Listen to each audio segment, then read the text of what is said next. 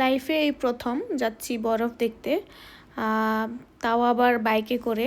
দেখি কত দূর যেতে পারি আর আপনাদের সাথে সব কিছু শেয়ার করব। আসসালামু আলাইকুম এভরিওয়ান, কেমন আছেন সবাই? অনেক দিন পর আপনাদের সাথে একটি নতুন ব্লগ নিয়ে চলে আসলাম। কোথায় যাচ্ছি সেটাই তো বলা হলো না। আমরা আসলে যাচ্ছি তাওয়াং, সেখান থেকে আরও কোথায় কোথায় যেতে পারি দেখা যাক। অনেক সাহস নিয়ে বাড়ি থেকে বেরিয়ে আসলাম দুজনে বাইকে করে। আমাদের সাথে আরও কেউ নেই। গ্রুপে যাব বলে ভাবছিলাম, কিন্তু কাউকে পেলাম না। পরে ভাবলাম চলো আমরা দুইজনেই চলে যাই, ঘুরে আসি, দেখা যাক কীরকম হয় আমাদের অ্যাডভেঞ্চারটা। আপনারাও পাশে থাকবেন, দেখতে থাকেন। আমরা বাড়ি থেকে বেরিয়ে আসলাম, কিন্তু আমাদের বেরোতে বেরোতে অনেক লেট হয়ে গেছে। 9টার দিকে আমরা বাড়ি থেকে বেরিয়ে আসছি। বাড়ি থেকে যদি 6টার দিকে বেরিয়ে আসতাম তাহলে ভালো হতো। জানি না সামনে কত দূর এগিয়ে যেতে পারবো, আর কোথায় যে আজকে রাতটা থাকতে হবে সেটাও জানি না। তবে যাই দেখি, লাইফের ফার্স্ট কোথাও আমি এত দূর বাইকে করে যাব, আর সেটাও কিন্তু অনেক সাহসের কথা, তাই না? অনেক সাহস নিয়ে বেরিয়ে আসছি দুইজনে। এদিকে আমরা কিন্তু চলেই আসলাম, আসাম পার হয়ে আসছি। এখন শুধু আমাদের অরুণাচল যাওয়ার জন্য আইএলপিটা বানিয়ে নিতে হবে। আর আইএলপি বানানোর জন্য যা যা দরকার আমরা কিন্তু সব কিছু বাড়ি থেকে নিয়ে আসছি। এখান থেকে শুধু ফর্মটা নিব আর ফিল আপ করে জমা দেব। এই তো এখান থেকে এবার আমরা ফর্মটা নিয়ে নিয়েছি আর ফিল আপ করতে দিয়ে দিয়েছি। ফিল আপ করে কিন্তু এখানে জমা দিয়ে আমরা আর দেরি করব না। আমাদের অনেকটাই লেট হয়ে গেছে। আমরা আজকে গিয়ে তাওয়াং পাবো না, আজকে আমাদের রাস্তায় কোথাও থাকতে হবে। ওই সামনে যে পাহাড়গুলো দেখা যাচ্ছে ওগুলোই কিন্তু আমরা পার হয়ে ওই পার যাব। অনেকগুলো পাহাড় কিন্তু পাড়ি দিয়ে যেতে হবে। আমি এই লাইফের ফার্স্ট কিন্তু এত দূর বাইকে করে কোথাও ঘুরতে আসলাম। তাহলে চলো যাওয়া যাক, আর তোমরা দেখতে থাকো।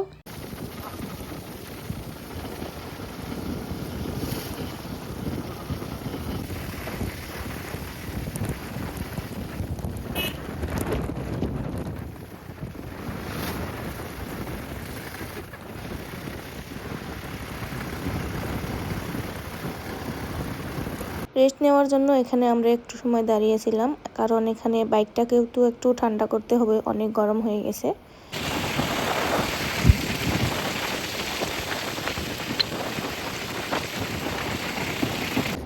জাস্ট ভিউগুলো দেখো, এত সুন্দর লাগছে। নিজের চোখে দেখলে বেশি ভালো লাগে, ক্যামেরাতে হয়তো এত কিছু দেখা যাচ্ছে না। এরপর কিন্তু আমি আর কোনো ভিডিও ক্লিপ নেইনি, কারণ অনেক ঠান্ডা ছিল। আমাদের সন্ধ্যা হয়ে গিয়েছিল আস্তে আস্তে। আর দেখো এখানে আমরা আজকে রাত থাকবো, টেন্ট নিয়ে নিয়েছি আমরা এক রাতের জন্য। কারণ আমাদের ফ্রেন্ড একজনে আমাদেরকে সাজেস্ট করেছিল যে এখানে সকাল সকালে ভিউটা অনেক সুন্দর পাবে। আর আমারও খুব ইচ্ছা ছিল টেন্টে এক রাত থাকার এক্সপিরিয়েন্সটা কেমন হয়। আর এখানে কিন্তু সুন্দর একটা সাউন্ড হচ্ছিল, কারণ পাশে একটা ঝিরি আছে। আর সকালে উঠে কিন্তু আমি সেটা তোমাদের সাথে শেয়ার করব। আর এই তো আমাদের টেন্ট কিন্তু রেডি হয়ে গেছে। তারপর আমরা সব কিছু রেডি করে আমরা ডিনার করতে বাইরে চলে আসলাম। আর খেয়ে দিয়ে আমরা আর এখানে দেরি করব না, কারণ কালকে সকাল সকাল আমাদের বেরিয়ে যেতে হবে তাওয়াংয়ের দিকে। আর এখানে আমরা কিন্তু রাতে অল্প একটুখানি আগুন সেঁকে নিচ্ছিলাম, কারণ অনেকটাই ঠান্ডা। যতটা সহজ আর রোমান্টিক ভেবেছিলাম টেন্টে থাকা, কিন্তু ততটাও সহজ না, কারণ এখানে অনেকটাই বেশি ঠান্ডা আমাদের ভাবার বাইরে। কারণ তোমরা সকালে ভিউটা দেখতে পাবে যে আমাদের টেন্টের উপরে কীরকম বরফ জমে আছে। যাই হোক, আজকে এখানেই শেষ করছি, কারণ ভিডিওটা অনেক লেন্থি হয়ে গেছে। Bye bye, take care.